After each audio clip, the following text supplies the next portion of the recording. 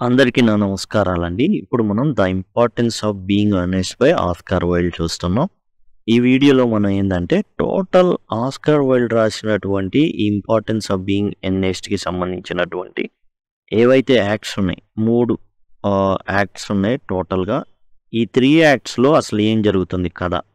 ఎక్కడ జరుగుతుంది? సెట్టింగ్ అనేది టోటల్‌గా మనం ఏందంటే ఒకే వీడియోలో చూడబోతున్నాం. అంతేకాకుండా ఏందంటే ఆస్కార్ వైల్డ్‌కి సంబంధించి ఉన్న విషయాలు కూడా మనం చూడబోతున్నాం.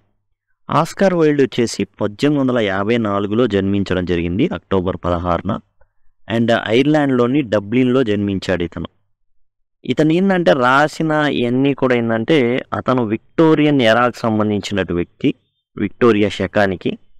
అందులో అతను చూసినటువంటి సోషల్ అబ్జర్వేషన్స్, మనుషులు ఎలా ఉన్నారు అవన్నీ కూడా అలానే కొంచెం చమత్కారంగా రాయడం.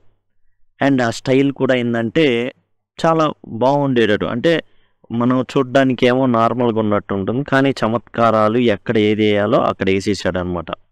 అండ్ ఆయన ఫేమస్ వర్క్స్ వచ్చేసి 'పిక్చర్ ఆఫ్ డోరియన్ గ్రే' అనేది, 'ideal husband' and 'importance of being honest' ఇవి ముఖ్యమైన రచనలు. ఈయన 1900 సంవత్సరంలో ప్యారిస్లో చనిపోవడం జరిగింది. లిటరరీ స్టైల్ వచ్చేసి మనం ఆల్రెడీ చెప్పుకున్నాం, చాలా చమత్కారంగాను, సెటైరికల్, వ్యంగ్యంగాను ఆయన రాయడం అనేది జరిగింది. ఈ ముఖ్యంగా ఏదైతే 'ఇంపార్టెన్స్ ఆఫ్ బీయింగ్ ఆనెస్ట్' అంటే ఏంటంటే ఆనెస్ట్ అనే పేరు ఎంత ముఖ్యమో ఇందులో ఉన్న కథానాయకుడికి తెలుస్తుంది. ఎందుకంటే తనకున్న ప్రతి ప్రాబ్లం కూడా తీరిపోతుంది ఆనెస్ట్ అనే పేరు అనేది ఉండడం వల్ల. ఎట్లా, ఏంటి, ఏం జరిగింది, తను ఒక అమ్మాయిని ప్రేమిస్తాడు, దక్కదేమో అనుకుంటాడు. అలాంటి పరిస్థితుల్లో అసలు ఇతను ఏదైతే కోరుకున్నాడో మొత్తం కూడా కథ మారిపోతుంది చివరి నిమిషంలో. ఏం జరిగింది ఏందనేది ఈ 'ఇంపార్టెన్స్ ఆఫ్ బీయింగ్ ఆనెస్ట్'లో మనకు అర్థమవుతుంది. These works often critic the social norms and hypocrisies of the Victorian era. Victorian era చూడడానికి ఎట్లా ఉంటుంది అంటే డంబాచారం, అంతా డంబాలే. అంటే మొత్తం దివాళా తీసేవాడు కూడా చాలా ఉన్నోళ్ళలాగా చలామణి అయ్యేటటువంటి రోజులు. వాల్యూస్ లేని వాళ్ళు కూడా వాల్యూస్ ఉన్నట్టుగా తిరిగేటటువంటి రోజులు. వాటన్నిటిని కూడా ఏం చేశాడంటే ఇతను విమర్శించడం అయితే జరిగింది. ఇతను ఎపిగ్రామ్స్ వాడడం, పారాడాక్సెస్ వాడడం, ఇవన్నీ కూడా ఇదేందా hallmark of his writing అనమాట. తాను ఏదైతే రాశాడో ఇవన్నీ కూడా మచ్చు తునకలు అనమాట. ఎపిగ్రామ్స్ వాడడం, పారాడాక్సెస్ వాడడం. పారాడాక్సెస్ కానీ ఎపిగ్రామ్స్ ఏంటంటే ఇవి ఫిగర్స్ ఆఫ్ స్పీచ్ అనమాట. ఈ ఫిగర్స్ ఆఫ్ స్పీచ్ని వాడడం అయితే పారాడాక్స్ ఇవన్నీ జరగడం అయితే జరిగిందనమాట.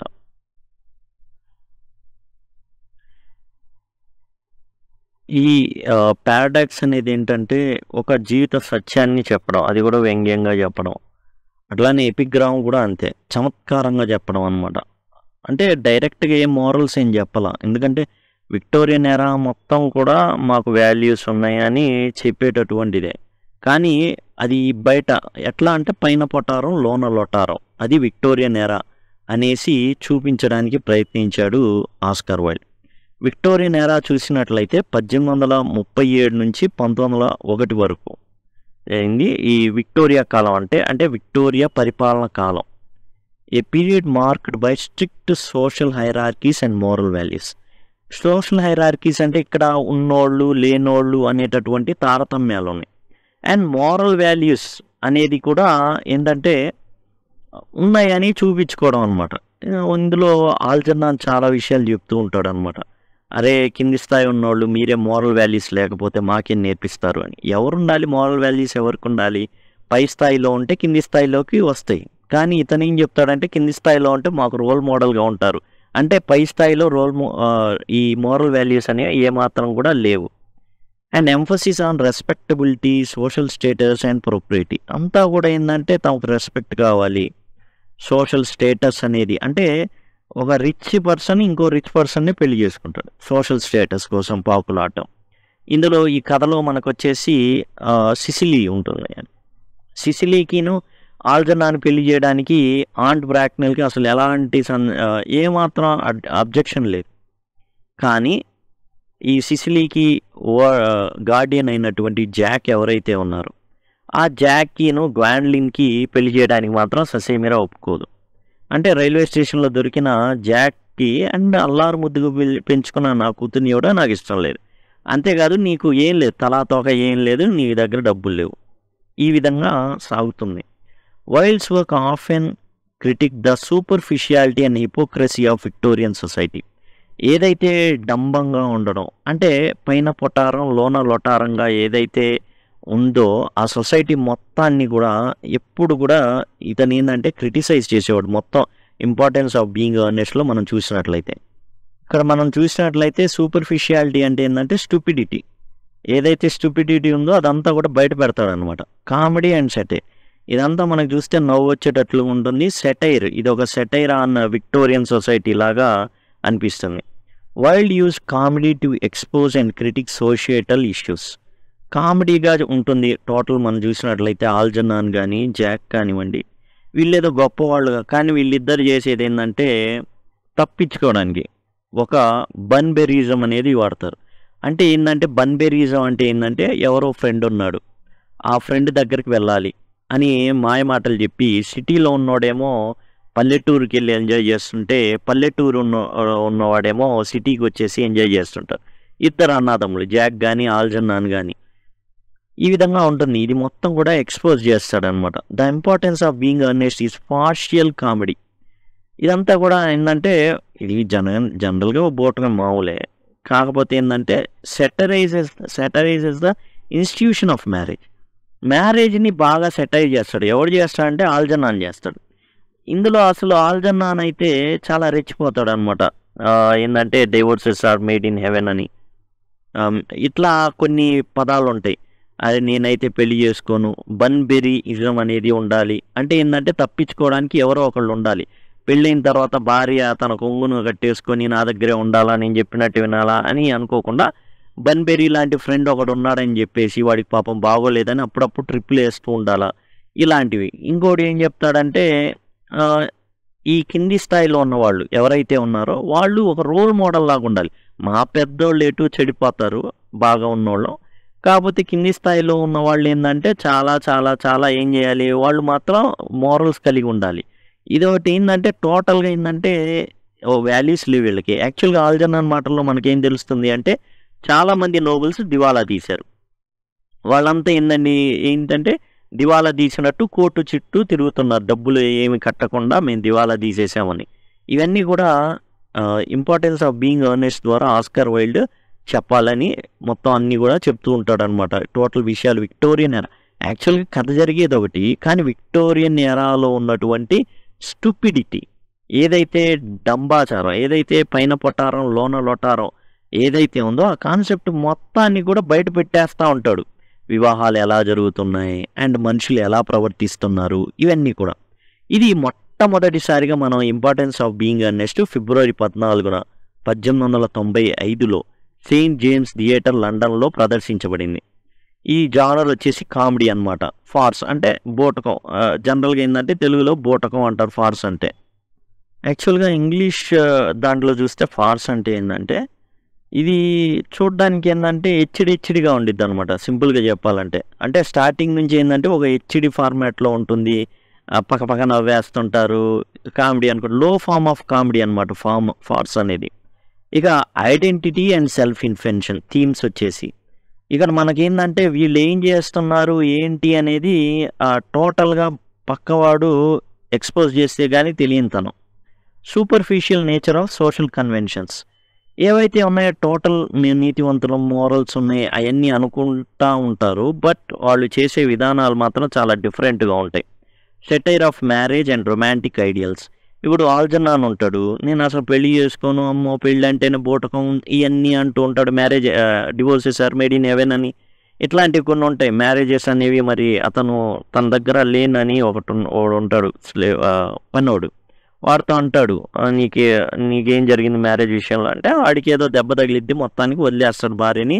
ఇలా గందరగోళంగా ఉండిద్ది. అప్పుడు చెప్తాడు అనమాట, మీరే మోరల్ సరిగా లేకపోతే మేము అట్లా నేర్చుకుంటాం మీ దగ్గర నుంచి ఇట్లాంటివి. అలానే వాళ్ళిద్దరి మధ్య ఏదైతే ఆల్జన్నాన్ అండ్ లేన్ వాళ్ళ మధ్య కాన్వర్జేషన్ మనం చూసినట్లయితే ఎలా ఉండిద్దంటే టోటల్గా వివాహ వ్యవస్థ మీద చాలా దుర్మార్గంగా కామెడీ అనేది చేస్తాడు. అలాంటి వాడు సిసిలీ కార్డియోని చూసేసి ఇక ప్రేమలో పడిపోతాడనమాట. అమ్మో! అసలు నీ అంత అందగత్తె లేదు. అప్పుడు దాకా అమ్మాయిలంటే ఒకటి అమ్మాయిలు అసలు వాళ్ళ అమ్మల్లాగా ఉంటారు, పీడిస్తా ఉంటారు. ఇన్ని మాటలు చెప్పిన వాడు ఏం జరిగిద్దంటే టోటల్‌గా మారిపోతాడనమాట.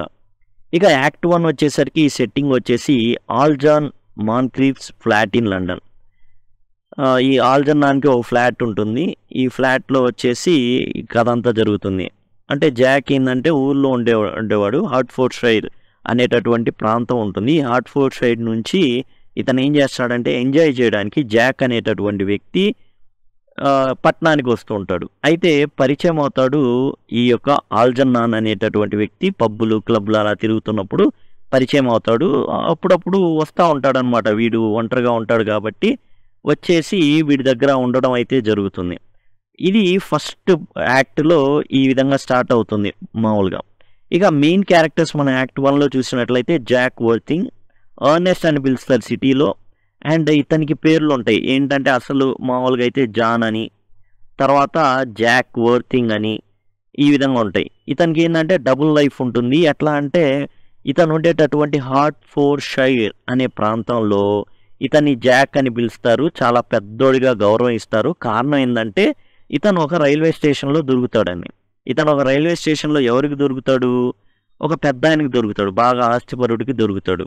ఇతను ఏం చేస్తాడంటే ఆ వ్యక్తి థామస్ కార్డ్యూ అనే వ్యక్తి జాలిపడి ఇతను రైల్వే స్టేషన్‌లో ఏందంటే ఒక బ్యాగ్‌లో పెట్టుండిద్దనమాట. చిన్న బాబు. ఈ బాబుని ఎవరంటే మిస్ ప్రిజం ఏం చేస్తుంది అంటే తాను మిస్‌ప్లేస్ చేస్తుంది. అంటే ఒక చోట ఉంచేసి మర్చిపోతుంది. ఏదో హడావుడిలో వేరే ఉంటాయి. దాంతో పాటు పిల్లోడితో పాటు నావెల్స్ ఇయన్నీ కూడా మిస్ అయిపోతాయన్నమాట తను రాసినయి. ఇప్పుడు ఈ పిల్లోడిని ఎట్లా అన్నప్పుడు థామస్ కార్డ్యూ అనే అతను ఈ పిల్లోడిని తీసుకెళ్తాడు. తీసుకెళ్ళినప్పుడు ఏం జరుగుతుంది అంటే యాక్చువల్‌గా తనకు ఓ మనవరాలు ఉంటుంది. ఎవరైతే థామస్ కార్డ్యూకి తల్లిదండ్రులు చనిపోతారు. ఇతను చనిపోయేటప్పుడు ఈ జాక్‌కి ఏం చేస్తారంటే ఆస్తి మొత్తానికి వారసురాలేమో మనవరాలే. కాకపోతే 35 ఏళ్ళు సిసిలీకి వచ్చేదాకా 35 ఏళ్ళు సిసిలీకి దాకా జాక్ మాత్రమే ఏదైనా నిర్ణయం తీసుకోగలడు. ఎవరి విషయంలో? సిసిలీ విషయంలో. ఈ విధంగా ఉన్నప్పుడు అందరూ జాక్‌ని గౌరవిస్తూ ఉంటారు. అల్లరి చిల్లర పనులు చేయడానికి యువకుడు ఇతను 29 ఇయర్స్. అంటే యాక్చువల్‌గా తాను ఏదైతే యవ్వనంలో ఉన్నాడో అసలు ఏమీ అనుభవించకుండానే నా బతుకిలా అయిపోతుంది. వీళ్ళందరూ అయ్యగారు అని చెప్పేసి నన్నేదో పెద్దవాడిని చేసేసి ఏందసలు నేను ఏం ఆనందించలేకపోతున్నాను, ఎంజాయ్ చేయలేకపోతున్నాను అనేటటువంటి మైండ్ సెట్‌లో ఉంటాడు జాక్. అందుకని తనకి ఎర్నెస్ట్ అనే బ్రదర్ ఉన్నాడని, ఇతను ఒక బ్యాడ్ బాయ్ అని చెప్పేసి ఆ బ్యాడ్ బాయ్ మొత్తాన్ని ఏదైతే సిటీకి వచ్చినప్పుడు తీర్చేసుకుంటా ఉంటాడనమాట. అమ్మాయిలు వెంట పడ్డం కావని అన్నీ. ఆ పడే క్రమంలో ఇతనికి ఒక అమ్మాయి కనబడుతుంది. ఆ అమ్మాయే గ్వాండ్లిన్ ఫెయిర్‌ఫాక్స్. ఈ అమ్మాయి కజినే ఆల్జన్నాన్ అనమాట. ఇక ఈ ఆల్జన్నాన్ దగ్గరికి వస్తాడు. ఎందుకు చెప్పేస్తాడు. ఆల్జన్నాన్‌కి వచ్చేసి ఇట్లా మీ కజిన్‌ని నేను ప్రేమిస్తున్నాను. గ్వాండ్లిన్ అంటే నాకు చాలా ఇష్టం అనేసి చెప్తాడు. అయితే ఎక్కడ దొరికిపోతాడు అంటే ఇక్కడ ఒక సిగరెట్ పెట్టే ఇతను తీసుకొస్తాడు. వదిలేసి వెళ్తాడు. అయితే అది కనబడుతుంది ఆల్జన్నాన్‌కి. ఆల్జన్నాన్ చూస్తే దాని మీద ఏమని ఉంటుంది అంటే టు ప్రేమతో అంకుల్‌కి ప్రేమతో అనేసి సిసిలీ అనేసి ఉంటుంది. అడిగేస్తాడు ఎవరు ఈ సిసిలీ? ఈ ఎవరైతే గ్వాండ్లిన్ ఉన్నారో వాళ్ళ అమ్మగారు లేడీ బ్రాక్నెల్ అనమాట. చాలా స్ట్రిక్ట్ మదరు. అండ్ ఈ ఆల్జన్నాన్ని కూడా చాలా స్ట్రిక్ట్‌గా చూస్తూ ఉంటుంది. ఆ స్ట్రిక్ట్‌నెస్ తట్టుకోలేకే సిటీ నుంచి కొన్నిసార్లు ఆల్జన్నాన్ బన్బెర్రీ అనే ఫ్రెండ్ ఉన్నాడు. ఒంట్లో బాగోట్లేదని చెప్పేసి పల్లెటూరికి పారిపోయి ఎంజాయ్ చేస్తూ ఉంటాడు. ఈ యాక్ట్ 1లో జరిగేదంతా ఏందంటే Jack proposes to Gwendolen who loves him primarily because she believes his name is Ernest. Just Ernest అనే పేరు ఉందని. జాక్ అసలు పేరు ఏంటి? అతని పేరు జాను జాకు. అయితే ఎర్నెస్ట్ అనే పేరు పెట్టుకుంటాడు క్రేజీగా ఉందని. బ్యాడ్ బాయ్ క్రష్ అనమాట ఈ ఆడపిల్లలకి ఉంటుంది. ఎర్నెస్ట్ అనే పేరు కొంచెం ఏంటంటే బాగా నచ్చుతుంది. అండ్ దాంతో ఏంటంటే ఈ అమ్మాయి ఎర్నెస్ట్ కాబట్టి అతని పేరు కేవలం పేరుని బట్టే గ్వాండ్లిన్ జాక్ని ప్రేమిస్తుంది. కేవలం ఎర్నెస్ట్ అనే పేరుని బట్టే. Lady Bracknell interviews Jack's and disapproves of engagement due to uncertain lineage found a handbag at Victoria station. ఇక్కడ యాక్ట్ 1లో మనకు కనబడేది ఏందంటే ఇట్లా అల్లచిల్లరగా తిరుగుతున్నటువంటి జాక్ ఏం చేస్తాడంటే అంటే అతనికి ఏంది డబ్బులు వస్తూ ఉంటాయి. డబ్బులు కొదువలేదు. కాకపోతే అతను ఉంటున్నటువంటి ఆ ప్రాంతంలో వాళ్ళ గౌరవాన్ని తట్టుకోలేక గౌరవిస్తుంటే అల్లచిల్లర పనులన్నీ చేయలేడు.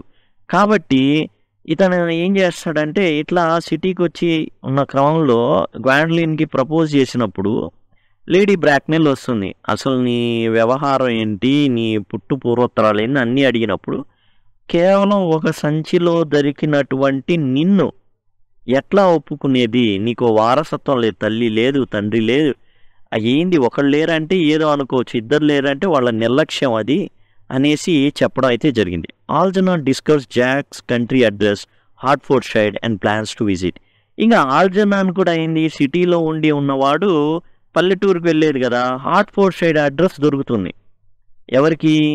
ఆల్జర్నాన్‌కి జాక్‌ది. కాబట్టి అక్కడికి ఎట్లా అయినా సరే వెళ్ళిపోవాలి. ఎళ్లి వాడిని గెలకాలి. ఇది మెయిన్. అయితే ఇక్కడ యాక్ట్ 1లో జరిగేది ఏందంటే ప్రపోజ్ చేయడం. ఆ ప్రపోజల్‌కి అమ్మాయి అయిన గ్వాండ్లిన్ ఒప్పుకోవడం, యెస్ చెప్పడం. కానీ తన తల్లి అయిన ఆంట్ బ్రాక్నెల్ నో అని చెప్పడం. ఎందుకు చెప్తుంది? ఒక వారసత్వం లేదు. ఒక తల్లి, తండ్రి ఎవరో తెలియని ఒక రైల్వే స్టేషన్‌లో దొరికిన పిల్లగాడి కోసం నా కూతుర్ని ఇన్నాళ్ళు పెంచింది. డబ్బులు లేవు, ఏమీ లేవు. అలాంటప్పుడు నో అని చెప్పేస్తుంది క్లియర్‌గా. ఇక క్యారెక్టర్ అనాలిసిస్ కనుక చేసినట్లయితే యాక్ట్ 1లో మనం చూసినట్లయితే Jack Worthing represents theme of dual identity. ఇతనికి డ్యూయల్ ఐడెంటిటీ ఉంటుంది. జాక్ అని ఒక చోట, అయితే ఎర్నెస్ట్ అని జాక్ ఏమో పల్లెటూరులో, ఎర్నెస్ట్ ఏమో సిటీలో. ఈ విధంగా డ్యూయల్ ఐడెంటిటీ ఉంటుంది. Struggle with social expectations and personal desires. పర్సనల్‌గానేమో ఎట్లా పడితే అట్లా రెచ్చిపోవాలని ఉంటుంది. కానీ అక్కడ అందరూ అయ్యగారు అని తిరుగుతూ ఉంటే కేవలం ఇతను చాలా వయసులో ఉన్న కుర్రోడికి చాలా ఇబ్బందిగా అనిపిస్తుంది. ఏం చెప్తాడంటే పల్లెటూరులో మనం ఇతరులని ఎంటర్‌టైన్ చేయాలి. పట్టణంలో మాత్రమే మనల్ని మనం ఎంటర్‌టైన్ అవ్వగలము అనేసి చెప్తాడనమాట జాక్. ఇక ఆల్జర్నాన్ ఇతను కేర్ ఫ్రీ యాటిట్యూడ్. అసలు మాటలకి కొదవే ఉండదు. ఎట్లా పడితే అట్లా మాట్లాడుతుంటాడు. And divorces are made in heaven అనేసి ఈ విధంగా చాలా పదాలు మ్యారేజెస్ గురించి, అమ్మాయిల గురించి. అమ్మాయిలు ఎట్లా ఉంటారంటే వాళ్ళు వాళ్ళ అమ్మల పోలికల్ని తెచ్చేసుకుంటారు. అదే వాళ్ళ ప్రాబ్లము. వాళ్ళేమో సూర్యకాంతం లాగా ఉంటారు. వీళ్ళు కూడా సూర్యకాంతం లాగే ప్రవర్తిస్తారు అనేసి అమ్మాయిల గురించి మాట్లాడడం.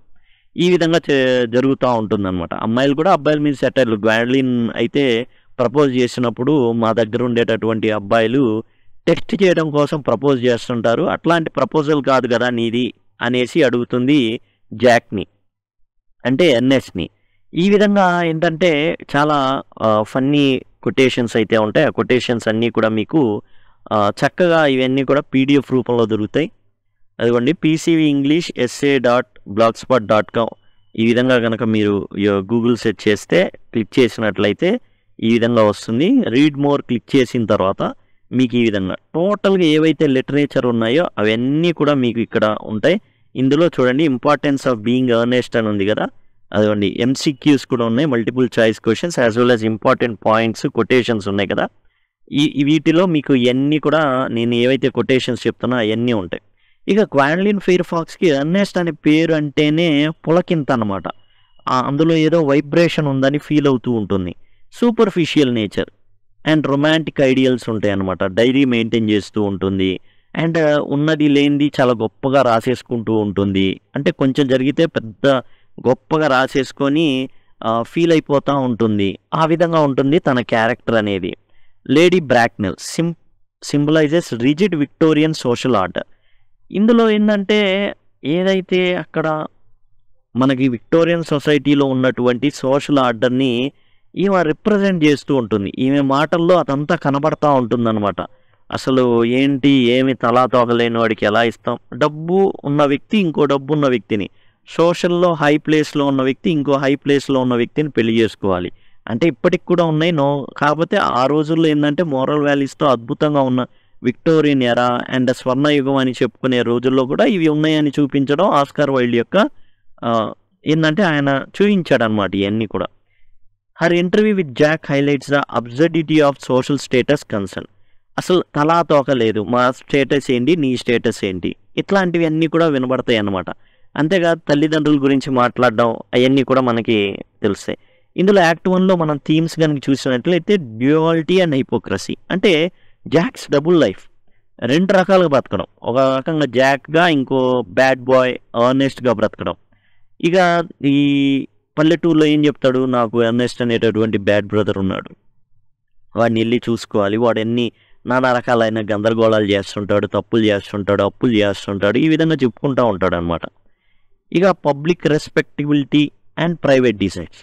అక్కడ అయ్యగారు అని దండాలు పెడుతుంటారు. ఈడికేమో ఆహ్లాదంగా బ్రతకాలని. కానీ దాన్నేమో అనుమతి ఇవ్వరు. ఇక importance of names. Earnest name అనేది అసలు మామూలుగా కాదనమాట. ఇక అమ్మాయిలు పడి చేస్తూ ఉంటారు వీళ్ళిద్దరు. సిసిలీ కానివ్వండి, గ్వాడ్లిన్ కానివ్వండి. ఎర్నెస్ట్ అనే పేరు అంటే తెలుగు సినిమాలో మనకి మహేష్ అని పేరు పెట్టారు కదా, ఆ రకంగా పడి చేస్తుంటారు. Satire on marriage. మ్యారేజ్ మీద ఎన్ని సెటైర్లు ఉన్నాయంటే ఒక సోషల్ కాంట్రాక్ట్గానే చూస్తున్నారు. Okay, as a social romantic union కాదు. ఒక అబ్బాయికి అమ్మాయికి మధ్య ఆకర్షణ ఇవన్నీ కాదు. సోషల్ కాంట్రాక్ట్ అంటే నీకు డబ్బు ఉంది, నాకు డబ్బు ఉంది, డబ్బు పెళ్లి చేసుకుంటాయి అంతే. ఆ విధంగా ఉంటుందన్నమాట. ఇక యాక్ట్ 2 విషయానికి వద్దాం.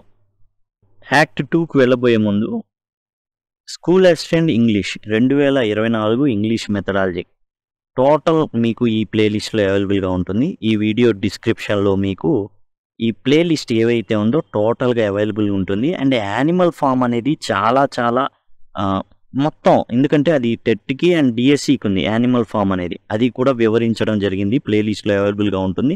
టోటల్ మీకు కావాలి అంటే వీడియోస్ అన్నీ ఫ్రీనేనండి. కేవలం పీడిఎఫ్ మాత్రమే మీకు పర్చేస్ చేయాల్సి ఉంటుంది. pcvinglishessay.blogspot.com ఈ బ్లాగ్లో మీకు అవైలబుల్గా ఉన్నాయండి. అన్ని స్టార్టింగ్లోనే మీకు ఉన్నాయి. అండ్ నెక్స్ట్ తర్వాత English, school assistant English as well as school and assistant ఎవరైతే మ్యాథ్స్, సైన్స్, సోషల్ వాళ్ళకు ఉపయోగపడేటటువంటి గ్రామర్ అంశాలన్నీ కూడా pcvinglishessay.blogspot.comలో ఉన్నాయి ఇవన్నీ కూడా. కాబట్టి ఇవన్నీ కూడా మీకు చాలా చక్కగా ఉపయోగపడతాయండి.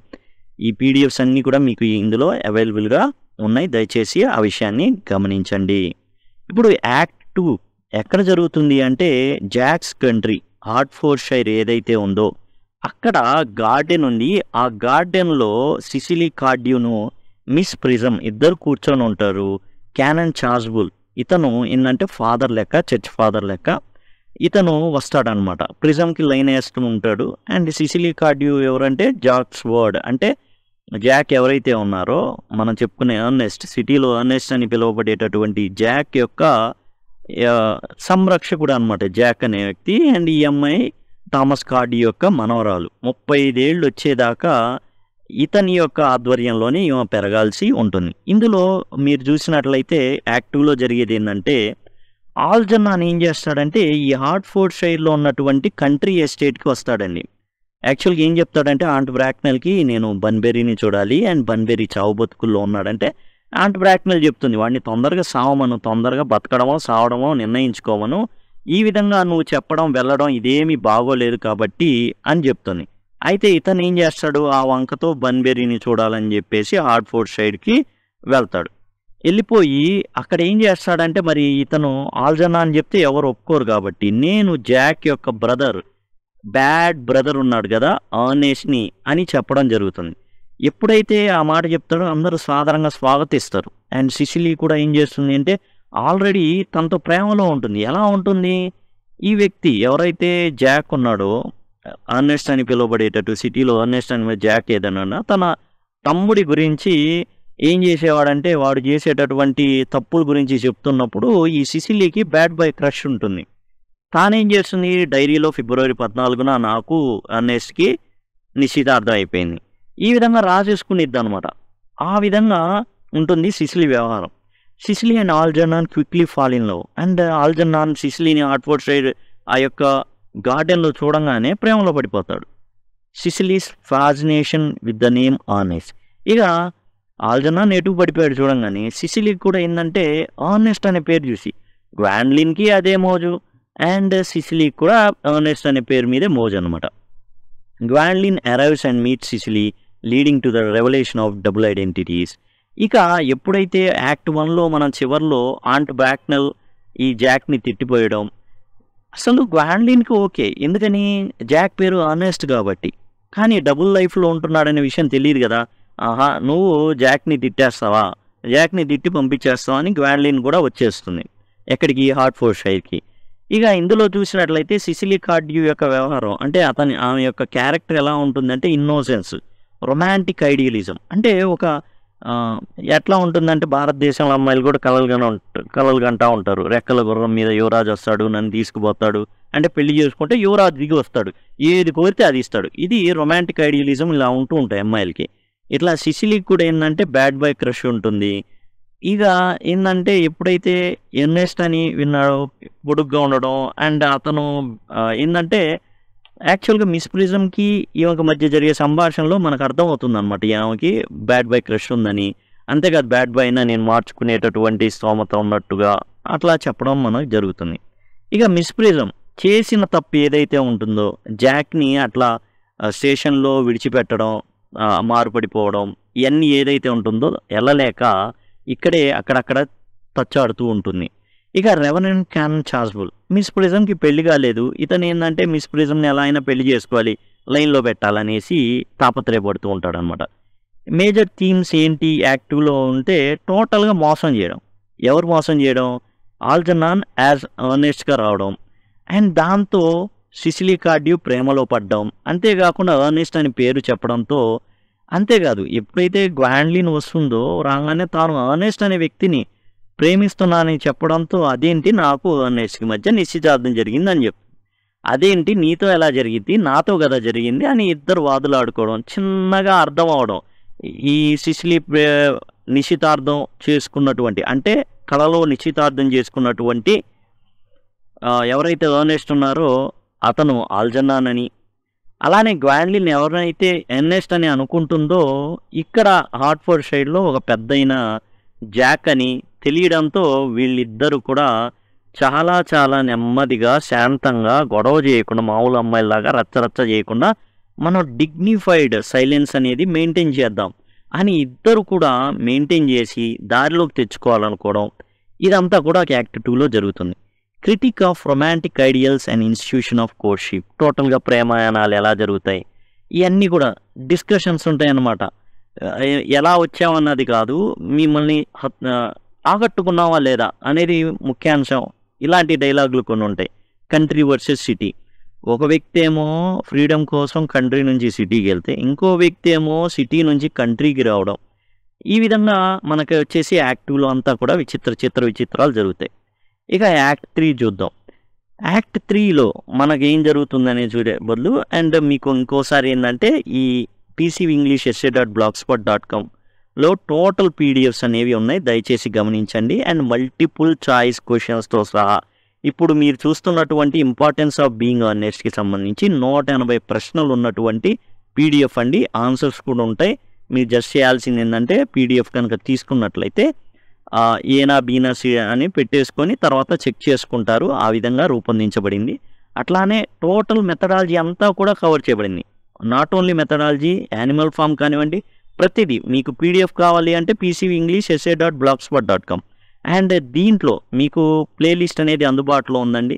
ప్లేలిస్ట్ అనేది ఈ వీడియో డిస్క్రిప్షన్లో మీకు టోటల్గా అందుబాటులో ఉంటాయి. అసలు బ్లాగ్ తీశారంటే అన్ని వీడియోలు ఫ్రీనే, ఒక పీడిఎఫ్ మాత్రం మీరు పర్చేస్ చేయాల్సి ఉంటుంది. ఇక యాక్ట్ 3 విషయానికి వచ్చేసి ఏం జరుగుతుందంటే జాక్ కంట్రీ ఎస్టేట్లో డ్రాయింగ్ రూమ్లో జరుగుతుంది ఈ సెట్టింగ్. లేకపోతే జాక్స్ కంట్రీ ఎస్టేట్లో జరుగుతుంది ఇదంతా కూడా.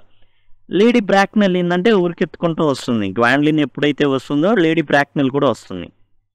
అయితే అక్కడ లేడీ బ్రాక్నెల్ ప్రత్యక్షం అవడంతో ఇంకో అన్రావెల్ అయింది స్టోరీ. ఏంటంటే మిస్ ప్రిజమ్‌ని గుర్తుపడుతుంది. నువ్వు నా ఏంటంటే సిస్టర్ ఎవరైతే ఉన్నారో వాళ్ళ ఇంట్లో పనిచేసేదానివి కదా అనేసి రేజ్ చేయడంతో టోటల్గా ప్రతిదీ కూడా స్టోరీలో ఏంటంటే కొత్త కథ అనేది ఓపెన్ అవుతుంది. ఏం జరుగుతుంది యాక్ట్ 2లో అంటే ఆంట్ బ్రాక్నెల్ వచ్చినప్పుడు ఈ ఆల్జర్నాన్ ఆంట్ అవుతుంది. ఆంట్ బ్రాక్నెల్ ఎవరైతే లేడీ బ్రాక్నెల్ ఆంట్ బ్రాక్నెల్ అవుతుంది. కాబట్టి అడుగుతాడనమాట, నాకు సిసిలీ అంటే ఇష్టం అంటే సిసిలీగా ఎవరంటే చూస్తే ఓకే, కాకపోతే ఏముంది అమ్మాయి కంటే టోటల్ ఆస్తి ఇంతుంది అంతుంది అనేసి చెప్పడంతో జాక్ చెప్తాడనమాట, ఇంత ఆస్తుంది అంత ఓకే చెప్పేస్తుంది. కానీ జాక్ ఏమంటాడంటే నన్ను గ్వాండ్లిన్ కూడా కలిపేయండి అంటే, నో నో నో నీకు అసలు ఒక పుట్టు పూర్వోత్తరమే లేదు నీకు, నువ్వు ఒక రైల్వే స్టేషన్లో దొరికిన అనాథవి, నీకెట్లా కట్టబెడతాను నో అని చెప్తుంది. అలా అయితే సిసిలీకి 35 ఏళ్ళు వచ్చేదాకా నేనే గార్డియన్ని, నేను ఒప్పుకోను, 35 ఏళ్ళు వచ్చిన తర్వాత పెళ్లి చేసుకోండి మీ వాడికి అని చెప్తాను. దాంతో సిసిలీ ఏం చెప్తాను, అమ్మో నేను 35 ఏళ్ళ దాకా ఆగలేను, ఇప్పుడే పార్టీలకు వెళ్ళడానికి 18 ఏళ్ళు అయిన నాకు 20 ఏళ్ళు అని చెప్పి నేను పార్టీలకు వెళ్తున్నా, అలాంటిది నేను ఎట్లా ఒప్పుకుంటా అనేసిద్ది. కాబట్టి ఇక్కడ ఏంటంటే లేడీ బ్రాక్నెల్ వచ్చేస్తుంది. వచ్చిన తర్వాత మిస్ ప్రిజం ఏదైతే ఉందో టోటల్గా పాస్ట్ అనేది తెలిసిపోతుంది. ఏం చేసింది, జాక్ని బేబీని హ్యాండ్ బ్యాగ్లో పెట్టేసి విక్టోరియా స్టేషన్లో ఏదైతే మర్చిపోవడం కానివ్వండి, జాక్స్ ట్రూ ఐడెంటిటీ అనేది రివీల్ అవుతుంది. ఎవరంటే ఇతను he is Algernon's elder brother and his real name is Ernest. అది తనకి పేరు బ్యాప్టిజం ఇచ్చినప్పుడు పెట్టబడిన పేరు ఏంటంటే ఆనెస్ట్. దాంతో ప్రతి ప్రాబ్లం కూడా తీరిపోద్ది. ఎందుకంటే సిస్టర్ సన్నే ఆంట్ అవుతుంది. మరి ఇంత ఉన్నప్పుడు అరే ఎప్పుడో కోల్పోయినటువంటి బిడ్డ ఇప్పుడు దొరికినప్పుడు అంతకన్నా ఆనందం ఏముంది, దేవుడే కలిపాడు, ఇట్లాంటి సెంటిమెంట్స్ ఉంటాయి కదా. మొత్తానికి జాక్కి, గ్వాండ్లిన్కి, ఆల్జర్నాన్ సిసిలీకి మొత్తానికి వీళ్ళు ఏంటంటే కలిసిపోతారు అండ్ పెళ్ళి అనేది నిశ్చయించడం జరుగుతుంది. ఇందులో ఏంటంటే టోటల్గా ఈ రెజల్యూషన్ ఆఫ్ ద ప్లాట్కి ఉపయోగపడింది ఎవరు అంటే లేడీ బ్రాక్నెల్. అలా మిస్ ప్రిజం కనబడడంతో టోటల్ అప్పుడు దాకా దేనికోసం గందరగోళం చేసి పెట్టారో అదంతా కూడా అన్రావెల్ అయిపోతుంది. అంటే టోటల్గా మనం చేసిందంతా కూడా ఇంత చిన్న దానికోసం అన్నట్టుగా ఉంది. ఎందుకంటే చిన్న పాయింట్ తెలియడంతో తాను ఎవరో కాదు, తన సిస్టర్ సన్నే. వీళ్ళిద్దరు కూడా ఎవరు, ఆల్జర్నాన్ అండ్ జాక్ ఇద్దరు కూడా బ్రదర్స్ అవుతారు. దాంతో ఏంటంటే అసలు టోటల్గా కథ అంతా మారిపోతుంది. ఇప్పుడు దాకున్న చిక్కుముళ్ళు వీళ్ళేంది, జాక్ అనే పేరుంది, ఆల్జర్నాన్ ఉంది. ఇద్దరు క్యానన్ చార్జ్బుల్ దగ్గరికి వెళ్ళిపోయి పేర్లు మార్చుకోవాలి బ్యాప్టిజం తీసుకొని. వీళ్ళకి ఏం దొరికింది, మిస్ ప్రిజంతో ఎట్లాగైనా పెళ్లి సెట్ చేస్తారు. ఇట్లా అన్నమాట కథ జరుగుతూ ఉంటుంది. కానీ ఎప్పుడైతే జాక్ మిస్ ప్రిజం చేత మారుపడిపోయినటువంటి బిడ్డని, ఆ తర్వాత ఇతని యొక్క పేరు బ్యాప్టిజం తీసుకునేటప్పుడు అర్నెస్ట్ అనేది, దాంతో టోటల్ కథ అంతా కూడా టోటల్ ప్రాబ్లమ్స్ అన్నీ సాల్వ్ అయిపోతాయి. ఇదేంటంటే టోటల్గా మనం చూస్తే జాక్, ఆల్జర్నాన్ ఇద్దరు కూడా తోడు దొంగలే. బ్రదర్స్ వీళ్ళిద్దరిది ఒకే విధానం. బన్బెరీ అని చెప్పి అతను సిటీ నుంచి ఏం చేస్తాడు, పల్లెటూరుకి వస్తుంటాడు. ఇతనేమో ఆనెస్ట్ పేరు చెప్పి ఏం చేస్తాడు, పల్లెటూరు నుంచి సిటీకి వచ్చి ఎంజాయ్ చేస్తుంటాడు. కాబట్టి ఇద్దరు కూడా both embody Wilde's critic of social pretensions. వీళ్ళేదో గొప్పగా అద్భుతమైన వాళ్ళు. అక్కడేమో పల్లెటూరులో జాక్ అంటే ఒక మంచి పేరు, అయ్యగారు. సిటీలో ఏముంది వచ్చి అంటే మనిషిలో ఉన్నటువంటి పైన పొటారం లోన లొటారం ఇలా ఉన్నారు మనుషులు అని చెప్పడం ఆస్కార్ వైల్డ్ యొక్క ఉద్దేశం అనమాట. Identity, the title significance is fully realised as Jack discovers his true name is Ernest. Jack తన పేరు ఆనెస్ట్ అని తెలియడంతో టోటల్ కథ అంతా కూడా ఏమైపోతుంది అంటే ఏదైతే టైటిల్కి న్యాయం చేకూర్చారనమాట. సోషల్ స్ట్రక్చర్ మీద విమర్శ టోటల్గా ఏంటంటే సోషల్ స్టేటస్, ఉన్నోళ్ళని ఎస్టేట్లని పెళ్లి చేసుకోవడం, ఇవన్నీ కూడా చూపించాడనమాట. ఐరనీ, వ్యంగ్యం, సెటైర్లు వేయడం, మ్యారేజ్ విక్టోరియన్ సొసైటీలోని వివాహ వ్యవస్థ మీద సెటైర్లు వేయడం, ఇవన్నీ కూడా మనం చూస్తాం అనమాట. ఇక కంక్లూషన్లో ఏంటంటే ఇది చాలా పాపులర్ అయింది. కారణం ఏంటంటే ఆ రోజుల్లో విక్టోరియన్ సొసైటీని దరిదాపులుగా స్వర్ణయుగంగా భావించేవాడు. అయితే ఆ రోజుల్లో కూడా చాలా అనర్థాలు ఉన్నాయని వాటన్నిటినీ కూడా ఇతను ఎక్స్పోజ్ చేస్తాడనమాట. అంతేకాదు వాడిన లాంగ్వేజ్ ఏదైతే ఉందో చాలా చమత్కారంగా వాడడం అయితే జరుగుతుంది. ఎపిగ్రామ్స్ యూజ్ చేయడం సెటైరికల్ ఇంపాక్ట్ని ఎన్హాన్స్ చేస్తాయి అన్నమాట. ఎపిగ్రామ్స్ అంటే ఏం లేదు, మనకు ఏదో నీతి వాక్యంలాగా ఉంటుంది కానీ తగలాల్సిన చోటు తగులుతూ ఉంటుంది. అలానే కామెడీకి క్రిటిక్కి మధ్య కొంచెం బ్యాలెన్స్ అనేది తీసుకురావడం. మనం చూస్తే వివాహ వ్యవస్థ మీద, విడాకుల మీద అండ్ అమ్మాయిల తీరు మీద, అబ్బాయిల తీరు మీద. అబ్బాయిలు ఊరికనే జస్ట్ ఫర్ టెస్ట్ పర్పస్ అంటే ఊరిక పరీక్షిద్దామని అమ్మాయిలకి ఏం చేస్తుంటారంటే ప్రపోజ్ చేస్తూ ఉంటారంట. అమ్మాయిలు ఎట్లా ఉంటారు, సూర్యకాంతంలాగా వాళ్ళ తల్లులాగా తయారవుతూ ఉంటారట. కాబట్టి ఇట్లాంటి ఏంటంటే ఇవన్నీ కూడా వివాహ వ్యవస్థ, మనుషులు ఎలా ఉన్నారు అంతా కూడా ఇంపార్టెన్స్ ఆఫ్ బీయింగ్ అర్నెస్ట్లో చెప్పబడింది.